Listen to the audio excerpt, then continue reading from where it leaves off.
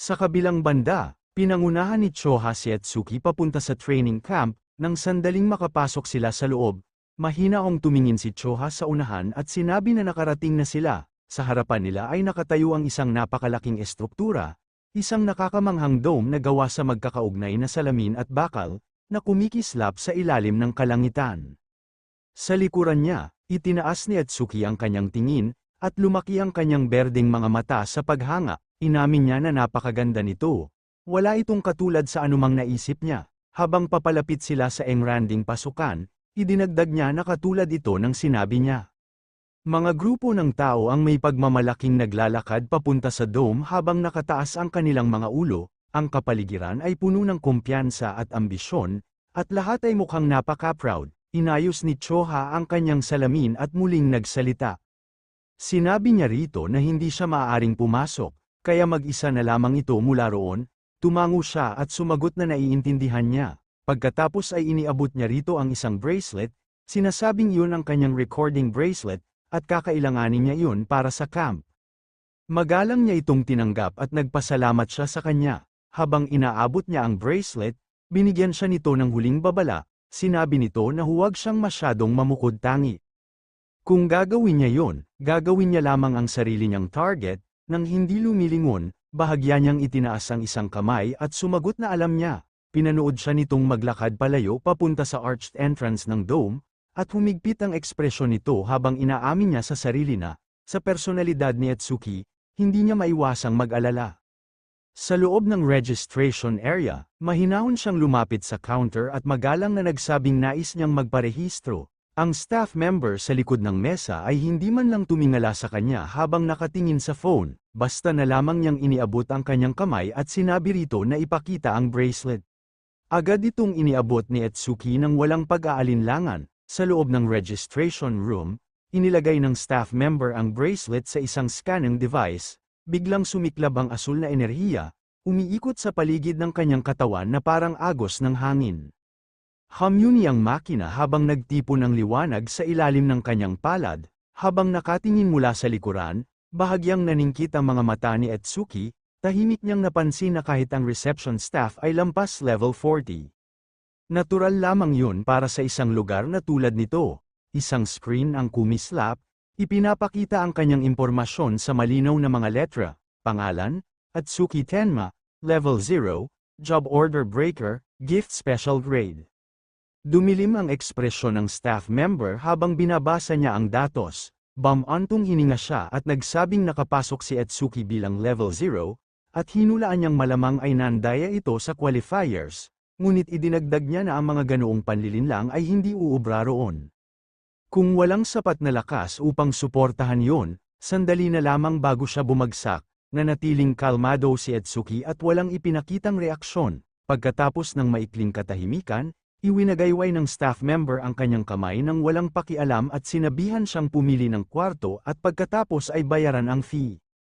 Lumaki ang mga mata ni Etsuki sa hindi makapaniwala, habang isang patak ng pawis ang damaloy sa kanyang pisngi nang mapagtanto niya yun. Bigla niyang nasabi na may bayad pala talaga ang manatili roon, tinignan siya ng staff member ng diretso at sumagot na hindi yun charity.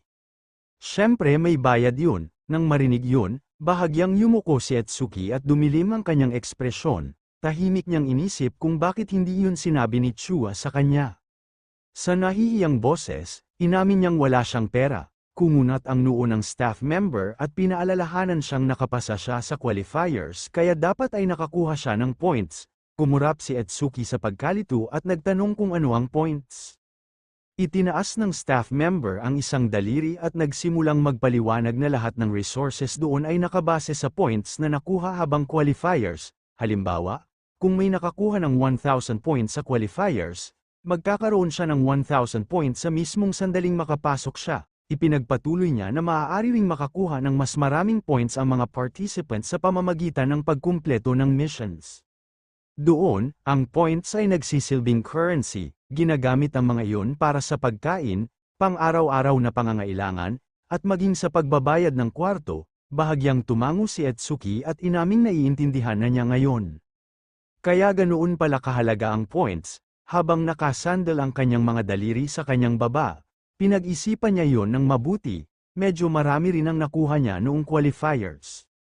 Dapat ay sapat na yun, ang staff member, na nagsisimula ng mainip, ay malakas na itinatak ang kanyang stamp sa mesa at sinigawan siyang magmadali sa pagpili ng kwarto dahil naghihintay pa siya. Kalmadong itinaas ni Etsuki ang kanyang tingin at tinanong kung magkano ang pinakamahal na kwarto.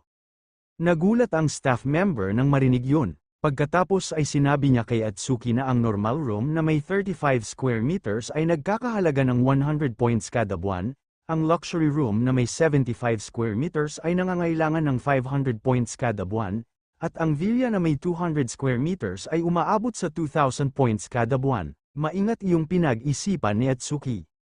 Kung siya lamang mag-isa, sapat na sana ang normal room, ngunit kasama rin niya si Death Hound.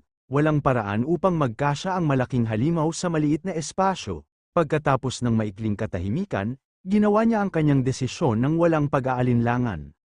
Sinabi niyang kukunin niya ang villa, lumaki ang mga mata ng staff member sa hindi makapaniwala, nauutal siyang nagtanong kung ano raw ang sinabi ni Etsuki.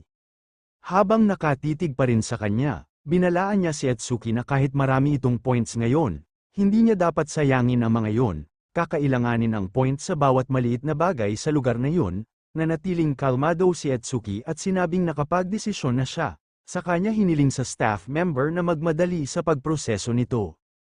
Humigop ng hangin ang staff member at nag-type ng labag sa loob, sumangot siya at nagbulong na ignorante si Etsuki at huwag itong umiyak kapag pinagsisihan niya yun. Maya-maya, kumuha siya ng metallic wrist device at iniabot yun, sinasabing kunin niya ito. Pagkatapos ay idinagdag niya na kapag nakapasok na siya sa camp, magiging pribado na ang status ng lahat. Hindi na niya makikita ang pangalan ng ibang tao o ang gift levels nila. Tinanggap ni Etsuki ang device at sumagot ng maikling pagkilala. Habang naglalakad siya palayo patungo sa entrance ng camp, pinanood ng staff member ang kanyang likuran at nagbulong sa sarili na pinili nga talaga ni Etsuki ang villa. Napaisip siya kung gaano karaming points ang nakuha ni Etsuki sa qualifiers, casual na ikinlik ng staff member ang mouse, walang inaasahang kakaiba, pagkaraan ng isang segundo, halos lumabas ang kanyang mga mata sa sobrang gulat. Tumulo ang pawis sa kanyang mukha habang nakatitig siya sa screen nang hindi makapaniwala, nagbulong siya sa sarili, iniisip kung may sira ba ang system, nanginginig ang kanyang tingin habang nakatutok sa bilang ng points na nakadisplay. Malinaw na ipinakita ng screen ang points, 106,600, nabiyak ang kanyang boses habang sumisigaw na mahigit 100,000 yun, halos hindi niya yun mapaniwalaan. Napahandusay siya sa kanyang upuan, tuliro, sa mababang boses, inamin niyang siya mismo ay 1,600 points lamang ang kanyang nakuhang maipon, habang pinapanood si Etsuki na naglalakad palayo patungo sa camp, napabuntong hininga na lamang siya ng mapait. Talagang nakakatakot ang mga kabataan ngayon. Sa kabilang banda, si Etsuki, napapasok na sana, ay biglang huminto, isang malamig na realization ang tumama sa kanya. Tumulo ang pawis sa kanyang mukha habang pinadausdos niya ang isang kamay sa kanyang buhok. Nakalimutan niyang itanong kung nasaan ang villa, nagpakawala siya ng mahinang buntong hininga at nagpasyang wala na siyang magagawa. Babalik na lamang siya sa reception at magtatanong muli. Ngunit habang papatalikod siya upang umalis, napansin niya ang dalawang figura sa malapit, mahinang kumikislap ng pula ang kanilang mga mata habang tahimik siyang pinagmamasdan. Huminto siya at tinignan sila gamit ang kanyang berdeng mga mata. Tinanong niya kung may kailangan ba sila, agad nang umiti ng malapad ang dalawang lalaki.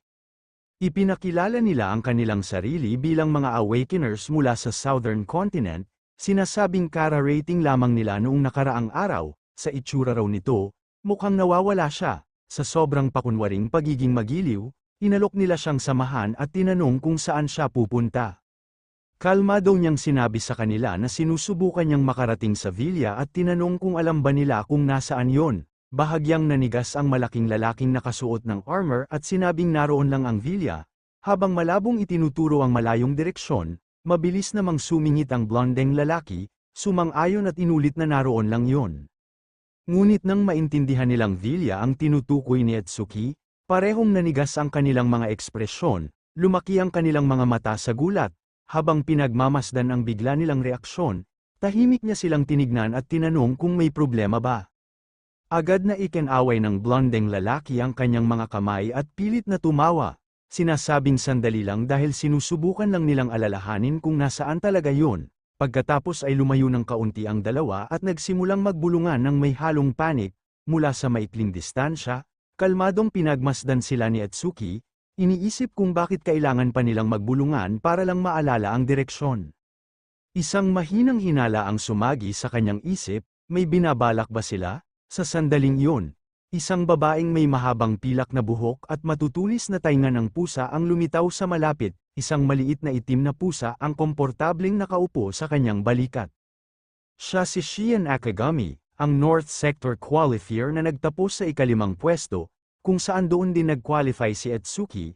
Bahagyang ikiniling ni Xiaohan ang kanyang ulo habang naglalabas ng mahinang tunog ng pagkamausisa, habang nakatingin sa dalawang lalaki. Sinabi niya na niloloko na naman ng mga lalaking iyon ang mga newbies para makuha ang kanilang points, gamit ang paggabay bilang dahilan. Naglabas ng mahinang, Nia, ang itim na pusa sa kanyang balikat, na para bang sumasang-ayon dito. Pinanood ni Shion ang pangyayari mula sa malayo habang may bahagyang nakakaaliw ng ngiti sa kanyang labi. Casual niyang naisip kung sinong tanga ang sapat na utu-utu upang malinlang sa ganoong halatang scam.